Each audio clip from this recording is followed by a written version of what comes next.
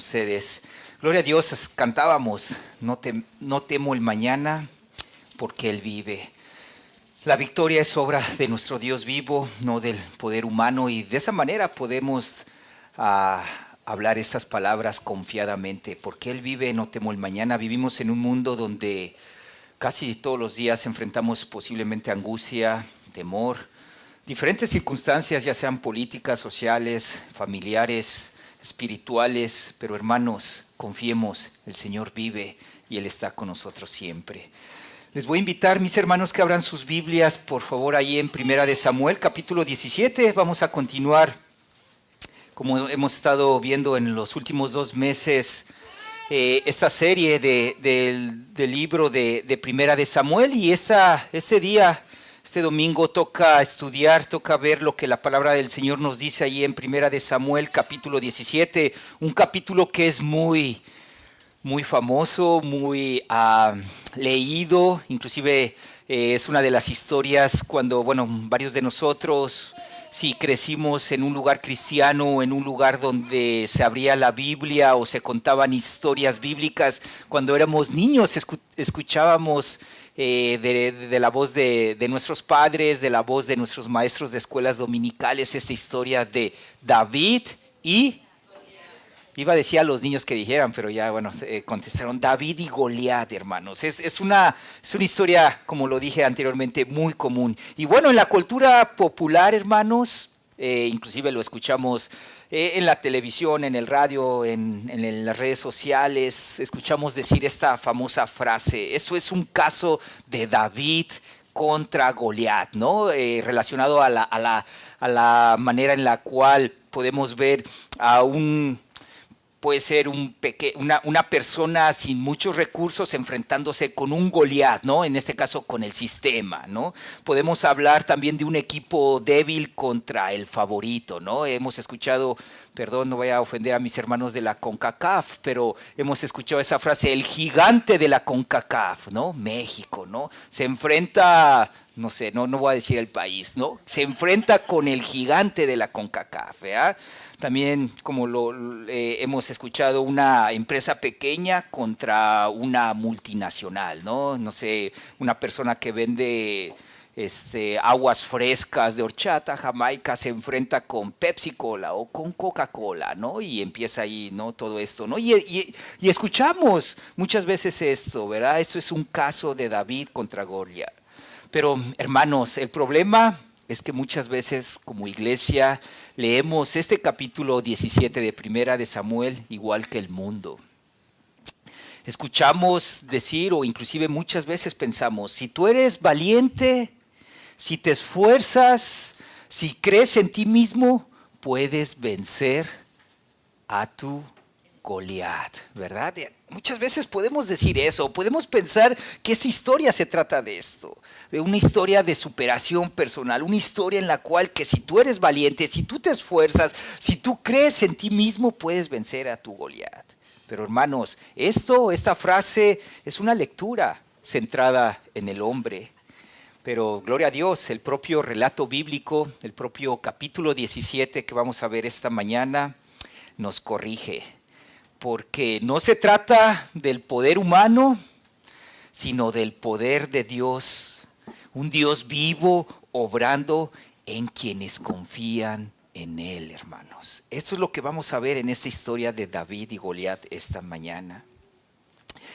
Y es por eso, mis hermanos, que la idea de este sermón es que podamos recordar, podamos pensar, podamos entender, podamos aprender esta mañana que la victoria es obra del Dios vivo, no obra del ser humano. Y es que el relato, mis hermanos, en este capítulo 17 muestra el impacto de una vida de fe, el impacto de este hombre, de este pastor, como lo vimos la semana pasada, ¿verdad? De este muchacho joven, rubio, de buen parecer. La vida de David, una vida llena de fe, una vida conforme al corazón del Señor, una vida llena de confianza en el Dios vivo. Y es que, hermanos, esta fe de este muchacho despierta todo un ejército paralizado por el miedo, paralizado por el temor. Y vamos a ver por qué. Y es precisamente el del por qué. Sabemos, como también lo aprendimos la semana pasada, porque el pueblo estaba poniendo su confianza no en el Dios vivo, mis hermanos, estaba poniendo su confianza en las apariencias, en lo que sus ojos veían, en lo que su gobierno les estaba ofreciendo, en las circunstancias que estaban atravesándose. Es por eso que estaba paralizado por el miedo. Pero volviendo al capítulo 16, podemos recordar, y creo que nuestro hermano Noel lo expuso claramente, nos enseña, este capítulo 16 nos enseña una lección clave. Nos enseña que Jehová no mira, no mira al hombre, Jehová mira el corazón.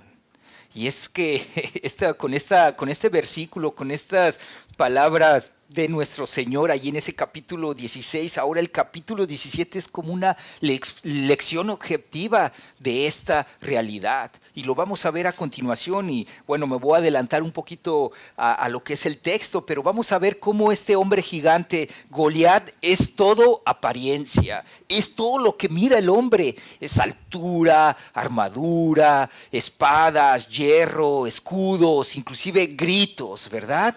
Vemos también a esta parte de lo que el hombre mira. Vemos a Israel, o veremos en estos versículos a Israel y a Saúl que se fijan en lo que se ve, ¿verdad? En ese gigante, en ese tamaño, fuerza, en ese armamento de este gigante. Sin embargo, también vamos a ver cómo el Señor mira el corazón del hombre. Y vamos a ver cómo David se fija en algo distinto, el ejército del Dios vivo y el nombre del Señor de los ejércitos. Con ese contexto en mente, mis hermanos, entremos de lleno al desarrollo de esta historia épica, de esta batalla épica, y veamos cómo Dios obra en medio de la batalla. Les invito, ahí capítulo 17, vamos a leer los primeros versículos del 1 al 3. Dice la escritura: los filisteos juntaron sus ejércitos para la guerra y se congregaron en Soco, que es de Judá, y acamparon entre Soco y Aseca en Efes Damín. También Saúl y los hombres de Israel se juntaron y acamparon en el valle de Ela y se pusieron en orden de batalla contra los filisteos. Y los filisteos estaban sobre un monte a un lado e Israel estaba sobre otro monte al otro lado y el valle entre ellos, ¿verdad? Entonces, mis hermanos, vemos aquí esta batalla. Primeramente, entendamos quién enfrenta esta batalla, ¿verdad? Claramente aquí, viendo el contexto de lo que vamos viendo en los últimos capítulos, hay esa confrontación latente, ¿no? Entre los filisteos y el pueblo de Dios, los israelitas, ¿verdad? Entonces nos dice aquí la escritura que se enfrentan en el valle de Ela, ¿verdad? Separados únicamente por el valle, inclusive, bueno, ahí en ese valle geográficamente podemos ver que estaba también junto a este valle o atravesando el valle un río seco, ¿no? Y geográficamente estaban cerca el uno del otro, como lo vemos en el mapa. Esta es una foto reciente donde vemos cómo están estas dos montañas, ¿verdad? Separados, bueno, ahí ya lo vemos, no se ve tan amplio como a lo mejor ya en persona lo podemos ver, pero estaban ahí cerca del uno del otro, israelitas y filisteos, hermanos. Y en medio de este escenario de batalla donde comienza a desarrollarse la historia, aparece este hombre. Versículo 4: salió entonces del campamento de los filisteos un paladín, el cual se llamaba Goliat de Gat y tenía de altura 6 codos y un palmo. Varios de ustedes a lo mejor tienen versiones ahí como Nueva Biblia de las Américas donde lo marca en metros, y si no lo tienen, 6 codos y un palmo es aproximadamente, bueno, más bien son 3 metros, son 2 metros 98, 97 centímetros, o sea, 3 metros, una estatura que era aplastante a la vista de los israelitas, inclusive también aplastante hacia nosotros. Imagínense, bueno, yo nunca he visto a una persona más de 3 metros. Para que nos demos una idea, es algo que me pasó cuando era adolescente. Recuerdo que me gustaba mucho el básquetbol y cerca de donde donde vivía fue a visitar a una tienda, un basquetbolista muy famoso de Estados Unidos en la época de los 90, a Shaquille O'Neal. Este hombre medía 2 metros 16 centímetros. Y bueno, fue a visitar y él dejó su zapato con el que calzaba y lo firmó, ¿no? Y para mí, hermanos, fue de impacto ver un zapato de talla americana, talla 23, hermanos. O sea, si yo digo, pues, oye, eres talla 14, ¿no? Como decíamos, porque es un piel grande. Pero ahora imagínense lo doble, talla 22, ¿no? Yo recuerdo justamente una imagen. Esto, inclusive el mismo tenis, es una talla 11. Pero el de Shaquille O'Neal era una talla 22, o sea, hermanos, era 2 metros 16 Shaquille O'Neal. Ahora este paladín gigante, Goliat, ¿cuánto medía? 3 metros, hermanos, o sea, 1 metro más que este hombre, que este basquetbolista. Ahora imagínense, hermanos, la impresión que causaba su altura. Ahora era impresionante ante los ojos tanto de los israelitas y para todo aquel que inclusive se pondría enfrente de este gigante. Hermanos, y es que es lo que precisamente el autor bíblico, el escritor de Primera de Samuel, nos está queriendo llevar a que sintamos de que la ventaja humana era tan aplastante que humanamente esa batalla era casi imposible. Y no solamente por su físico, de que era gigante, aparte de que este paladín, este Goliat era gigante, fíjense su descripción de lo que él traía, versículos 5 al 7, dice, traía un casco de bronce en su cabeza y llevaba una cota de malla y era el peso de la cota 5,000 siclos de bronce. Sobre sus piernas traía grebas de bronce y jabalina de bronce entre sus hombros. El asta de su lanza era como un rodillo de telar y tenía el hierro de su lanza 600 siclos de hierro e iba su escudero delante de él. Hermanos, casi todo en él era ¿qué? Hierro, era metal, ¿no? Un casco, una cota de malla de unos 55 kilos. Imagínense, la cota de malla era lo que se ponían los guerreros para protegerse, ¿no? Y el peso era de lo que pues muchos de nosotros pesamos, ¿no? O nos gustaría pesar 55 kilos, imagínense, hermanos, ¿verdad?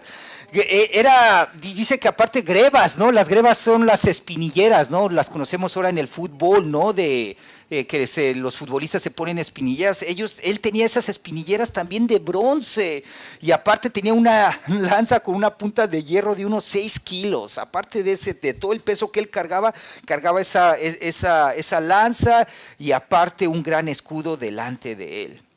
Es inclusive, mis hermanos, en el relato bíblico, es la descripción militar más detallada que encontramos en toda la Biblia, ¿no?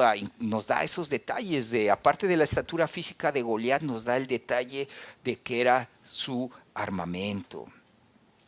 Aquí nuevamente el autor creo que nos lleva a esto, a que veamos como invencible ante los ojos humanos. Pero recuerden, hermanos, recuerden 1 de Samuel capítulo 16, ya estamos advertidos.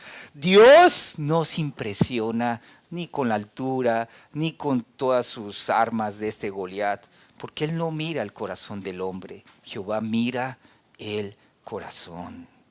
Veamos versículos 8 y 9, vamos a ver qué pasó con este Goliat, con este hombre que era tan alto, que tenía todas estas herramientas. Y dice aquí la palabra del Señor, ahí versículos 8 y 9, Goliat se paró y dio voces a los escuadrones de Israel diciéndoles, ¿para qué os habéis puesto en orden de batalla? ¿No soy yo el filisteo y vosotros los siervos de Saúl? Escoged de entre vosotros un hombre que venga contra mí. Si él pudiere pelear conmigo y me venciere, nosotros seremos vuestros siervos. Y si yo pudiere más que él y lo venciere, vosotros seréis nuestros siervos y nos serviréis. Aquí claramente Goliat plantea un combate. Un hombre contra otro, uno contra otro. El vencedor decide el destino de los dos pueblos. Si yo te gano, ustedes me servirán. Si ustedes me ganan, yo le serviré. Pero fíjense, el detalle aquí es el insulto que lanza hacia el pueblo de Israel. ¿para qué se ponen a pelear contra mí? ¿No? Prácticamente volviendo el refrán, ¿no? Se ponen a Sansón con las patadas. ¿No me ven cómo soy? ¿No me ven que soy gigante? ¿Para qué se están preparando para pelear? Yo soy un filisteo, dice Goliat. Ustedes son simplemente Israel, seguidores del rey Saúl. Y aparte, lanza versículo 10, sigue ahí con esta soberbia. Dice, hoy yo he desafiado al campamento de Israel. Dame un hombre que pelee conmigo. Fíjense, ¿no? Imagínense escuchando esa vocesota, ese gigante. Versículo 11, oyéndolo Saúl y todo Israel estas palabras del filisteo, se turbaron y tuvieron gran, ¿qué? Miedo. El rey, o sea, váyasela, aquí es algo impensable, ¿no? El rey que debía infundir valor está tan paralizado como el ejército y el pueblo, o inclusive hasta más, ¿no? Imagínense, o sea, dice aquí el relato bíblico, el pueblo y Saúl tuvieron miedo, se turbaron, incluso hasta más, hermanos, o sea, sabiendo que él era el rey, inclusive en esa época el rey debía de ir al frente de la batalla, pero al ver Saúl a este gigante, simplemente se turba y tuvo gran miedo. Pero a continuación entra en escena ese joven pastor que Dios usará para mostrar su poder y derrumbar las apariencias humanas. Y este hombre es David. Versículo 12 dice, David era hijo de aquel hombre efrateo de Belén, de Judá, cuyo nombre era Isaí, el cual tenía 8 hijos, y en el tiempo de Saúl ese hombre era viejo y de gran edad entre los hombres. Aquí el escritor nos da vuelve a tomarla o a escribir de la genealogía del rey David, ¿verdad? Su padre llamado Isaí, como nuestro hermano Noel la semana pasada lo expresaba, Isaí venía de la descendencia justamente también de este hombre de Belén, de Boz y su mujer Ruth, exactamente, de la cual pues este hombre tenía, aquí nos dice el relato bíblico, 8 hijos, ¿verdad? De los cuales vamos también a ver a continuación 3 de los más grandes y el más pequeño de estos 8 hijos que era David, ¿verdad? Inclusive hablando de los 3 hijos mayores, versículos 3 y 15 nos da ese relato de qué era lo que había sucedido con ellos. Y dice, y los 3 hijos mayores de Isaí habían ido para perseguir a Saúl a la guerra. Ajá, y los nombres de sus 3 hijos que habían ido a la guerra eran los mayores, Eliab el primogénito, el segundo Abinadab y el tercero Sama. Y David era el menor. Siguieron pues los 3 mayores a Saúl, pero David había ido y vuelto dejando a Saúl para apacentar las ovejas de su padre en Belén. Aquí nuevamente el narrador nos recuerda quién es David, ¿verdad? El hijo menor de Isaí, demasiado, seguramente, bueno, aquí lo vemos, ¿no? Los 3 mayores fueron a la guerra, el hijo aquí posiblemente no fue a la guerra por ser menor, ¿no? Posiblemente si eras menor de 20 años te librabas de ir a la guerra, y aquí es justamente, vemos que David se queda con su padre apacentando las ovejas. Aún el texto también dice que iba y venía entre el campamento y el rebaño. Fíjense, mis hermanos, mostrando así ese corazón de un verdadero pastor que Dios estaba preparando para lo que vamos a ver más adelante. Entonces, ¿qué estaba pasando? Mientras aquí el narrador de esta historia nos dice algo acerca de David, el gigante continuaba molestando al campamento de Israel. Versículo 16, venía pues aquel filisteo por la mañana y por la tarde, así lo hizo durante 40 días, lunes, martes, miércoles, jueves, viernes, sábado, domingo, durante 40 días. Expresaba estas palabras, hey, aviéntenme a un hombre, el que venciere decidirá el destino del pueblo, si ustedes me ganan yo les serviré, si yo les gano ustedes nos servirán. Imagínense, hermanos, 40 días de escuchar esa vocecilla, 40 días de terror, 40 días en los que el pueblo de Dios escuchó más la voz de ese gigante que la voz del Dios vivo. Versículos 17 al 21. Y dijo Isaí a David su hijo: toma ahora para tus hermanos un efa de este grano tostado y estos 10 panes, y llévalo pronto al campamento a tus hermanos. Y estos 10 quesos de leche los llevarás al jefe de los 1000, y mira si tus hermanos están buenos o están bien. Y toma prendas de ellos. Y Saúl y ellos y todos los de Israel estaban en el valle de Ela, peleando contra los filisteos. Se levantó pues David de mañana, y dejando las ovejas al cuidado de un guarda, se fue con su carga como Isaí le había mandado. Y llegó al campamento cuando el ejército salía en orden de batalla y daba grito de combate. Y se pusieron en orden de batalla Israel y los filisteos, ejércitos frente a frente. Wow. Primeramente, mis hermanos, aquí me sorprende el corazón de David, como lo hemos visto a lo largo de estas últimas 3 semanas. Un corazón conforme al del Señor. Fíjense, y lo que aprendimos la semana pasada, David fue ungido, ¿qué? Fue ungido rey. Pero fíjense su humildad, hermanos, su obediencia. No descuidó su responsabilidad como buen pastor, inclusive dejó de encargado a sus ovejas. Cualquier pastor, yo voy a la guerra a ver qué pasa y tengo que ir a obedecer a mis padres. Él deja a alguien cuidando. Y también otro aspecto, él obedeció humildemente la instrucción de su padre. Ve y lleva esto de queso, leche, estos panes a tus hermanos. Fíjate si están bien. Aquí vemos esta actitud, este carácter de David, que obedeció humildemente la instrucción de su padre.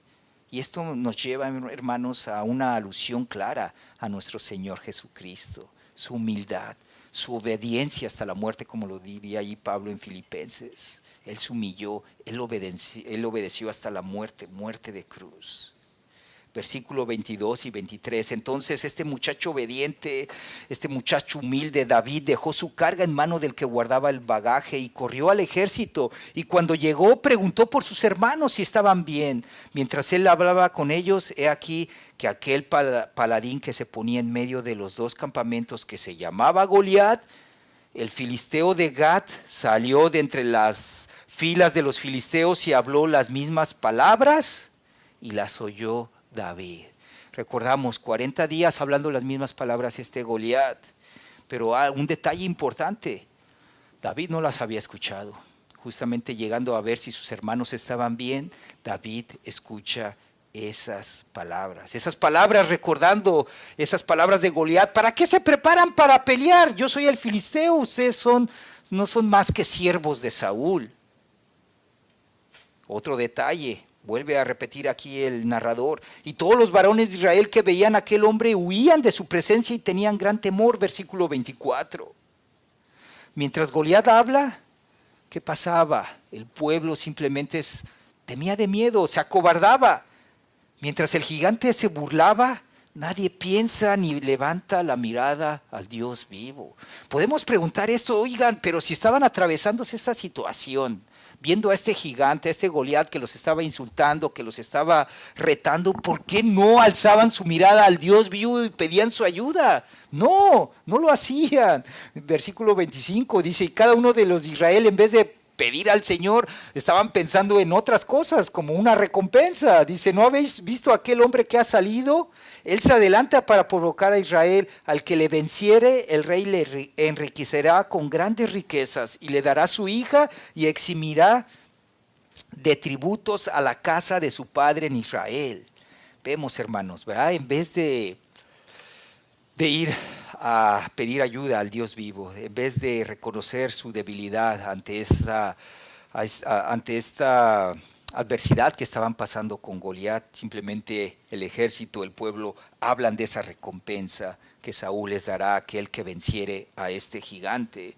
Vemos que esa recompensa era que riquezas, matrimonios con la hija del rey. No era cualquier recompensa, inclusive hasta iba a ser exención de taxes o de impuestos a la familia del guerrero que venciera al gigante Goliat, ¿verdad? Pero fíjense, mientras el pueblo que piensa en recompensas, en que seré parte de la familia del rey, no pagaré impuestos, ese pueblo paralizado por las apariencias, Dios levanta a David, un hombre cuyo corazón confía en la realidad del Dios vivo y la victoria que Él dará. Y lo vemos en el siguiente versículo. Veamos cómo Dios empieza a mover ese corazón humilde de David, ese corazón confiado, sobre todo confiado en Dios.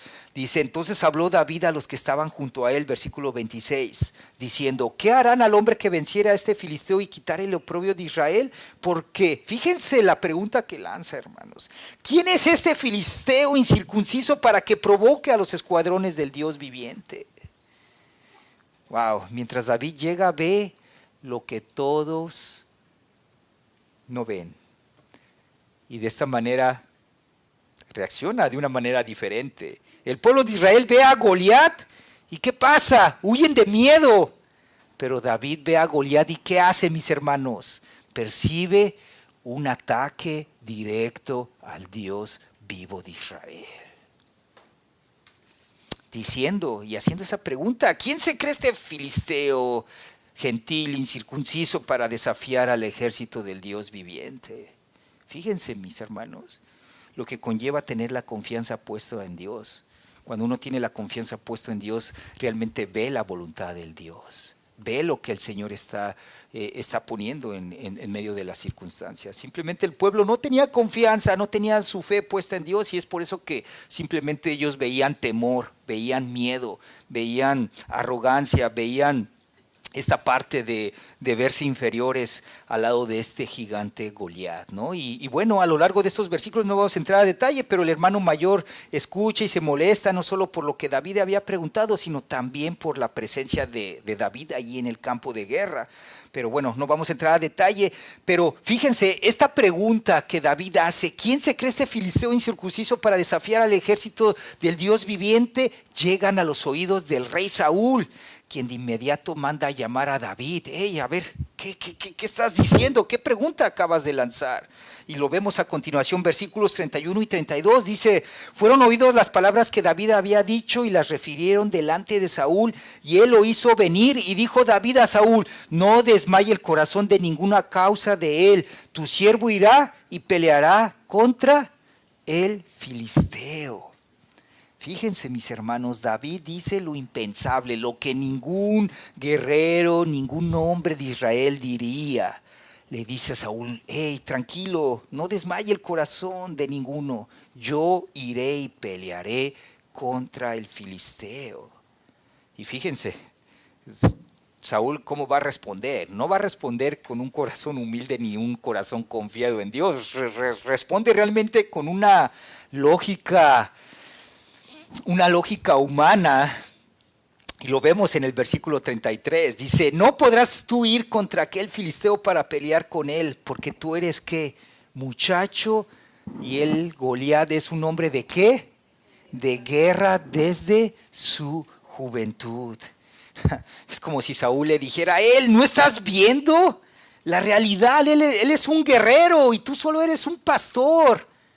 Ese gigante no es un perrito chihuahua o un ratón. Perdón, ¿nadie tiene perrito chihuahua? Es un gigante entrenado para matar. Tú eres pastor, seguramente a lo mejor no es una serpiente, un gusano ahí que pique en tus ovejas. Es un hombre gigante, argumentando con la lógica humana. Pero fíjense, ahora David argumenta desde la fidelidad del recuerdo, de aquella fe que estaba puesta en Dios, de lo que Dios había hecho en el pasado en la vida de David. Y justamente David responde lo siguiente, tu siervo era pastor de las ovejas de su padre, y cuando venía un león o un oso y tomaba algún cordero de la manada, salía yo tras él y lo hería y lo libraba de su boca. Y si se levantaba contra mí, yo le echaba mano de la quijada y lo hería y lo mataba. Fuese león, fuese oso, tu siervo lo mataba. Y este filisteo incircunciso será como uno de ellos, porque ha provocado al ejército del Dios viviente. Hermanos, David enfrentó leones, osos para defender las ovejas de su padre. David, al decir esto, ve a Goliat simplemente como otro animal salvaje que se levanta contra el rebaño del Dios vivo. Versículo 37. Añadió David, Jehová, que me ha librado de las garras del león y de las garras del oso, Él también me librará de la mano de este filisteo. Vemos, hermanos, la fe grande de David, la confianza, esa fe, no una fe ciega, una fe que recuerda. Él me libró antes. Él me libró antes y Él me librará hoy.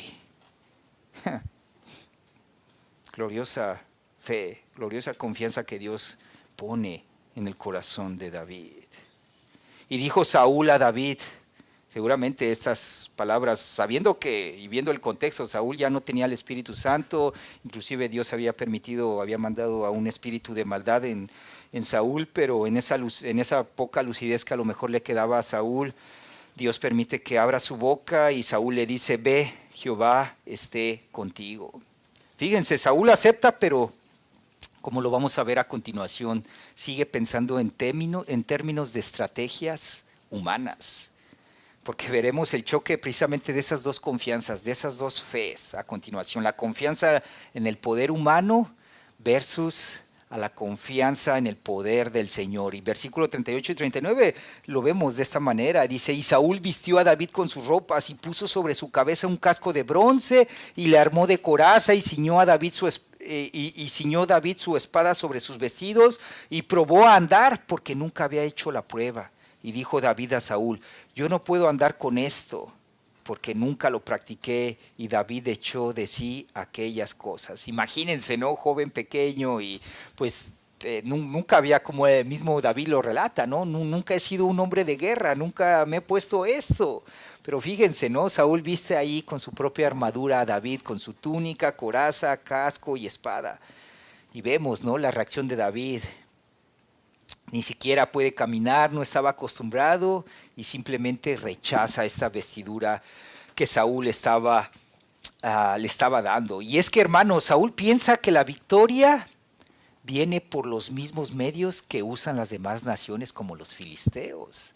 Él pensando, ok, vas a ir con Goliat, entonces tenemos que usar lo mismo que estos hombres usan. Y es precisamente por eso Saúl le da la espada, el casco y lo viste con ese indumentaria de guerra. Pero fíjense, David elige otro camino. No el de que todas las naciones usaban con esas armaduras, con esos cascos, con esos escudos. David escoge el camino del pastor que confía en el Dios vivo. Versículo 40. David tomó su cayado en su mano y escogió 5 piedras lisas del arroyo y las puso en el saco pastoril, en el zurrón que traía, y tomó su honda en su mano y se fue hacia el filisteo. Fíjense, mis hermanos, David no toma lo que los países usaban en ese momento, esas armas, esas cosas de metal. David toma lo que conoce, su bastón, su cayado como pastor, su honda y 5 piedras del arroyo. Precisamente instrumentos que a lo mejor a los ojos humanos simplemente son despreciables, ¿no? Juegos de niños, ¿no? A lo mejor no jugamos tanto con la onda, pero por ejemplo en la casa tenemos resorteras, ¿no? Que más o menos funcionan de la misma manera, ¿no? Agarras una piedra lisa y ¿no? Y lo tomas, ¿qué va a hacer esa resorterita o esa piedrita, ¿no?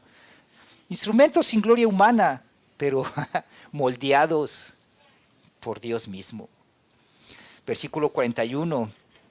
Entonces el filisteo venía andando y acercándose a David y su escudero delante de él. Y versículo 42 y 44, y cuando el filisteo miró y vio a David, le tuvo en poco, porque era muchacho y rubio y de hermoso parecer. Y dijo el filisteo a David, ¿soy yo perro para que vengas a mí con palos? Y maldijo a David por sus dioses. Dijo luego el filisteo a David, ven a mí y daré tu carne a las aves del cielo y a las bestias del campo. Fíjense, mis hermanos.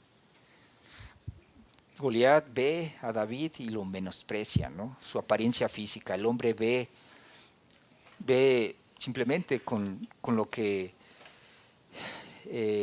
con la apariencia.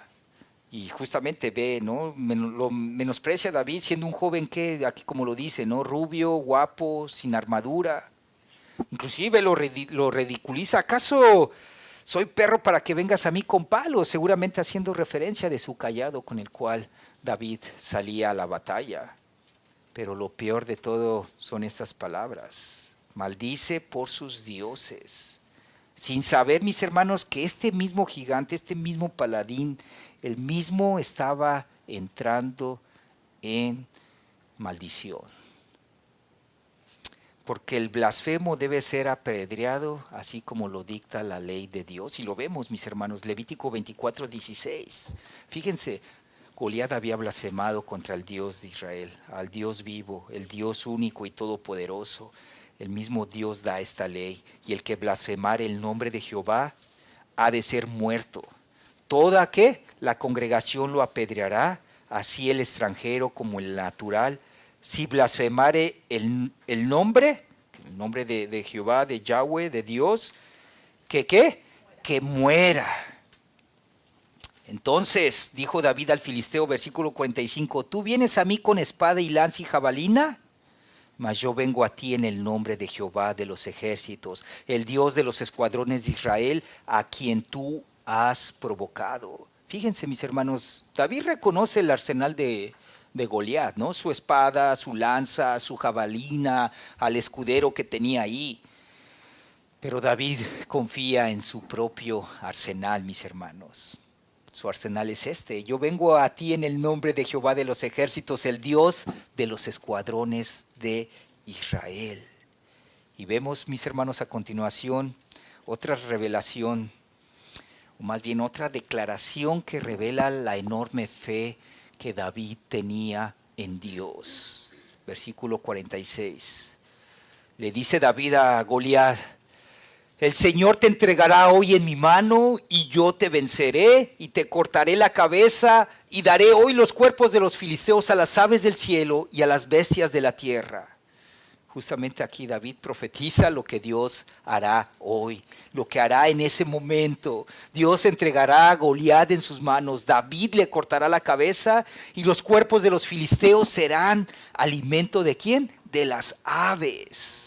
Pero fíjense en ese mismo versículo, aquí la razón es lo más importante de esto, mis hermanos. La razón es para que toda la tierra sepa que hay Dios en Israel, y para que esta congregación entienda que Jehová nos salva con espada y lanza, porque de Jehová es la batalla, y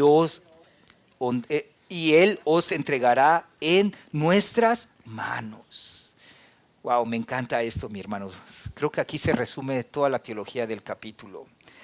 No es la superioridad técnica en las armas, no es la apariencia física del gigante de Goliat, ni el valor natural de héroe, y viéndolo en esta parte como David como héroe, ni una inteligencia táctica de guerra. Mis hermanos, aquí es la victoria de Dios para que su nombre sea conocido, mis hermanos, para que su nombre sea glorificado. Así es Dios, mis hermanos. Él hace la obra, Él da la victoria para que su nombre sea honrado y glorificado. Es por eso que confirmamos: la victoria es obra del Dios vivo, no del poder humano.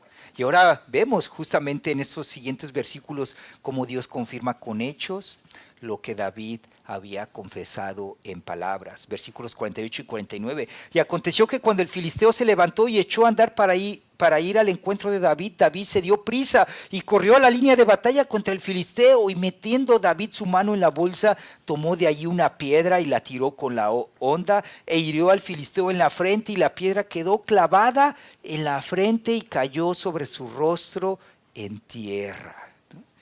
Wow, no hay... ¿Para qué lo explico? Está sumamente claro. A lo mejor hasta en nuestra memoria pueden acercarse la parte de nuestras ilustraciones que teníamos en nuestras Biblias de niños, ¿no? Allí David lanzando la honda y curiosa, Honda, perdón, hermanos, lanzando la piedra, y justamente uno pensando en que ya murió David, pero justamente el que relata esta historia viene a continuación diciendo lo que realmente pasó.